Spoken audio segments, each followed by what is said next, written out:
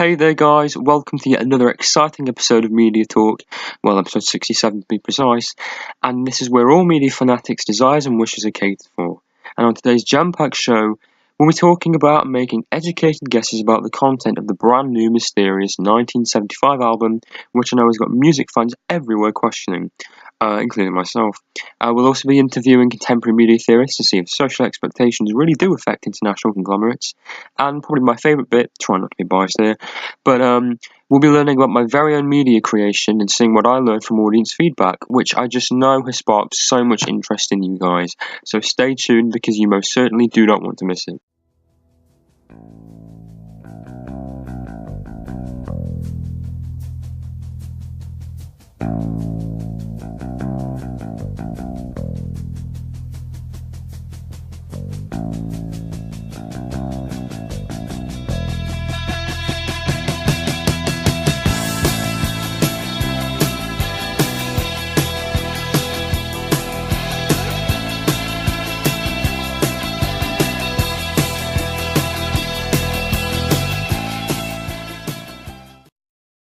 So yes, it is another episode of the Media Talk Show, and if you're brand new to this podcast series, then hello, I'm Ryan Keane, your Media Talk host, and I hope that you have a lot of fun around here. The date is the 16th of March 2017, but I'm sure you can work that out if you look at your calendar or your phone. And I think, you know what, I really think today actually seems quite bright and cheery, which I think is quite unusual for March. You know, we're on the cusp of spring, I'm glad actually, because I'm sick of the cold weather, but there you go. But I think I'm more happy not because of the nice weather or anything like that, but I actually think I'm more happy because we have an amazing show lined up for you today, and I mean amazing, because we're going to start it off by talking about my very own media product. I'm sure the media theorists won't mind waiting for just a few moments. So basically, I created a three-part product for my A2 Media Studies, and that included a digipack, a music video, and a magazine advert, which you will already know that if you were a regular listener of the show. But if you're not, that's what I did. And the thing is, I had to be really conscious of audience and conventions when creating this. So when I did produce the final thing and edited the video and whatnot, I sort of sat down with some tea or whatever, and I thought to myself, well, this seems pretty good, but how effective actually are these products? Because I didn't want to just produce these products, put them out there, and then be like, they're out there now, that's that. I wanted them to be effective, I wanted them to work, so I got audience feedback. So, it was paramount that I myself approved of my creations, but I did have to hear what different demographics thought, since I was trying to market a product.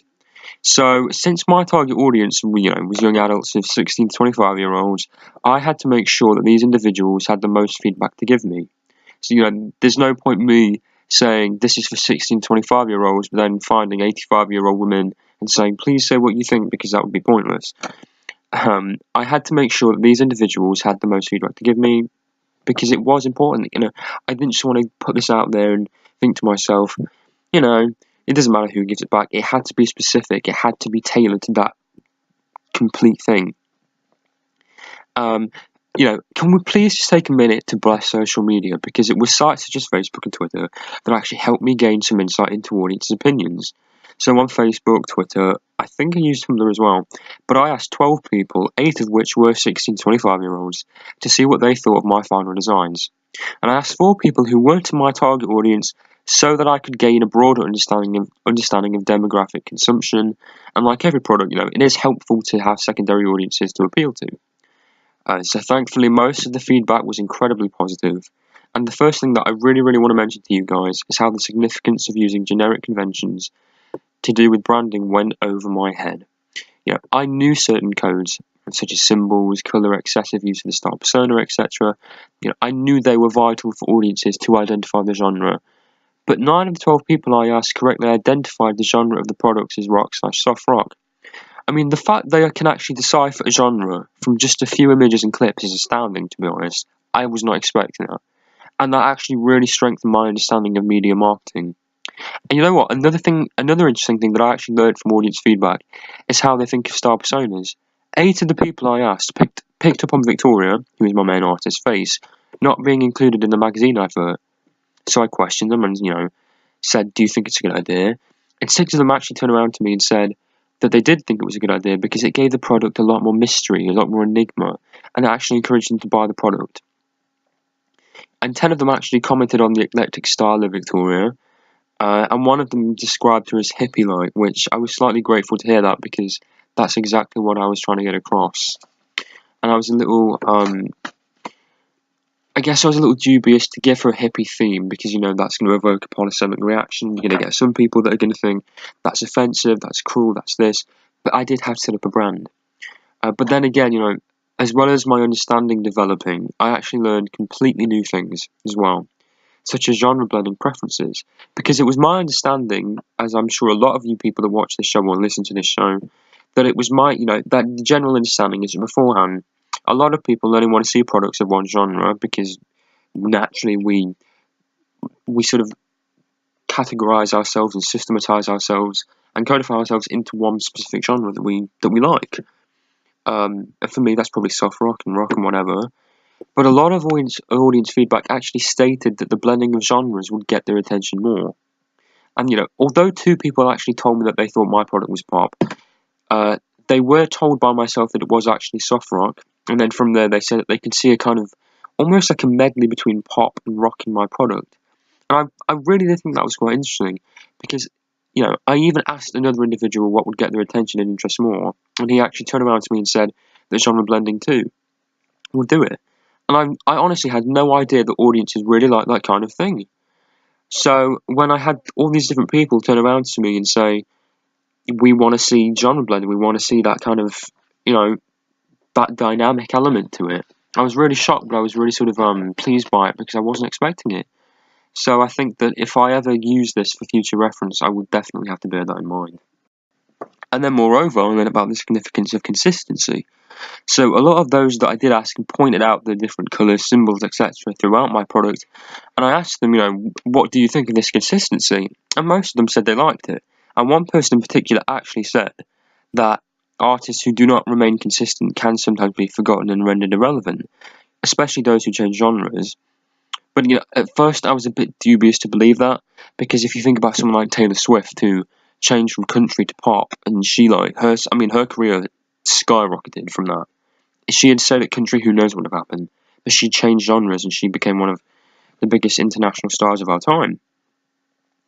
So I knew that there would be a huge risk if I just had Victoria being a relatively new artist and almost following complete generic conventions and not changing things, not blending genres. I knew that was a risk, but I had to have her consistent.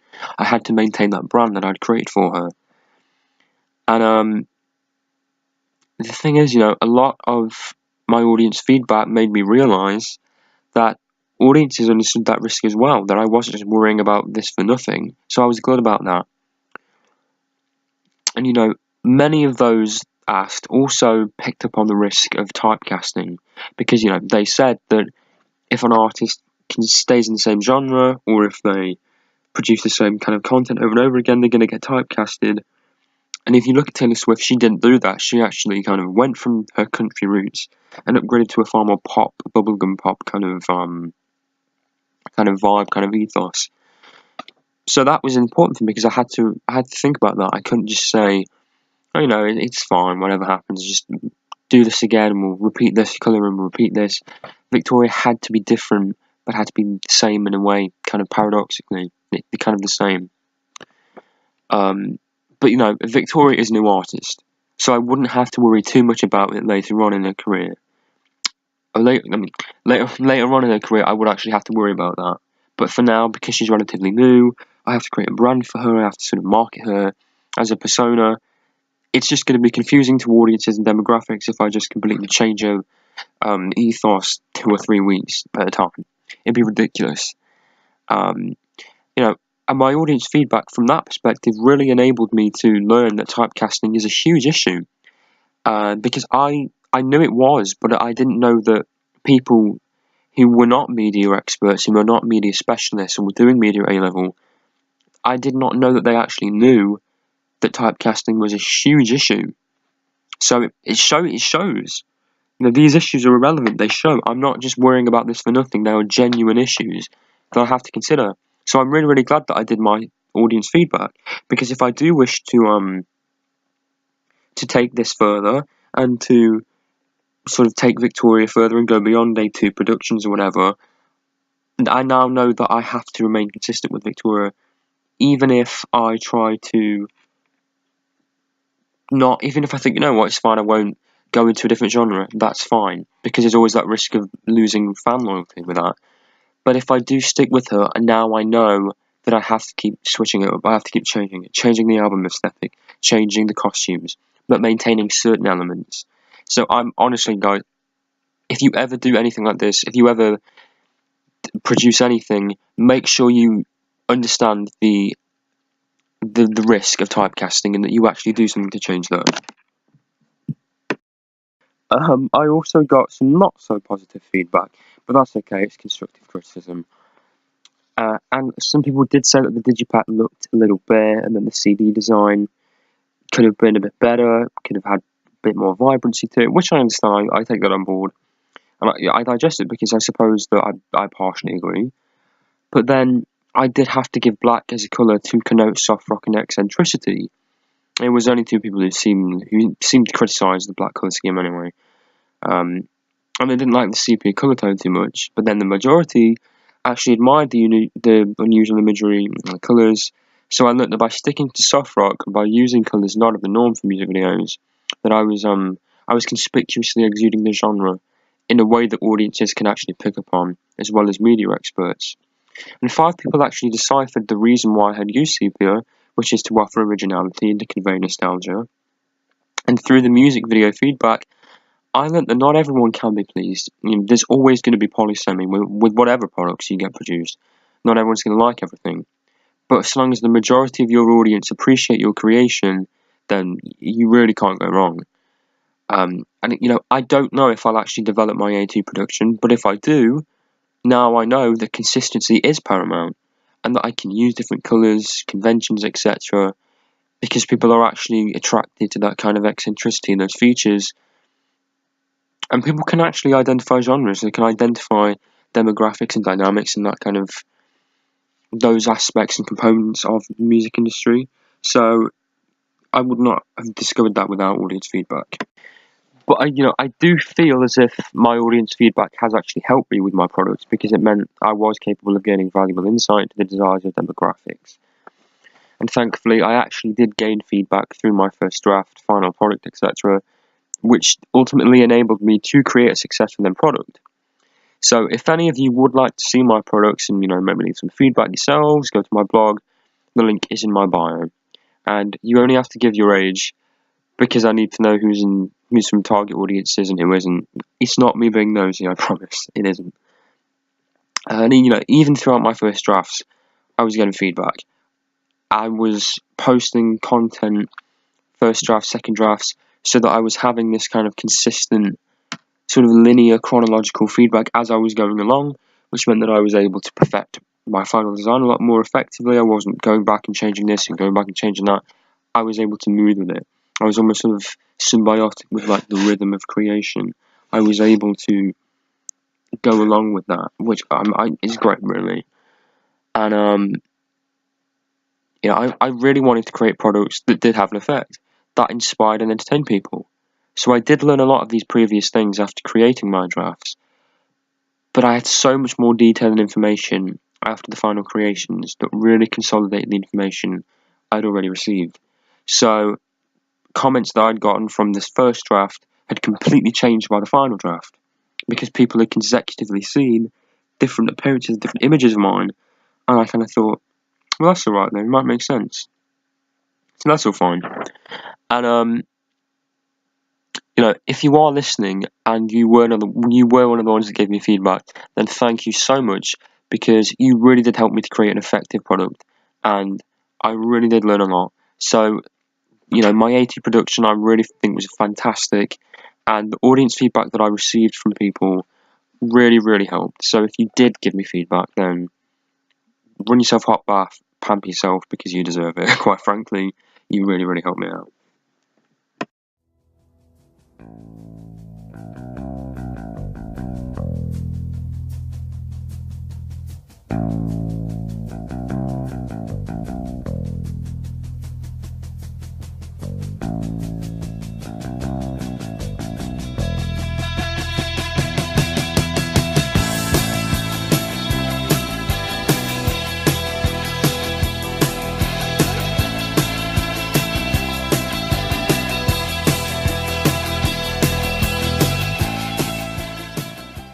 So, coming up after this, it's finally time to interview these media theorists. You don't have to listen to me talk about my 82 production anymore, guys. And also the 1975. Are they really producing a new album? And if they are, what is the Digipack aesthetic going to be this time around? Because we've had pink, we've had black. I'm kind of feeling light blue. I don't know about you guys, but I'm looking forward to a light blue album. So we have more to discuss in 5 minutes. I'm Ryan Keane. This is Media Talk, and I'll see you in 5.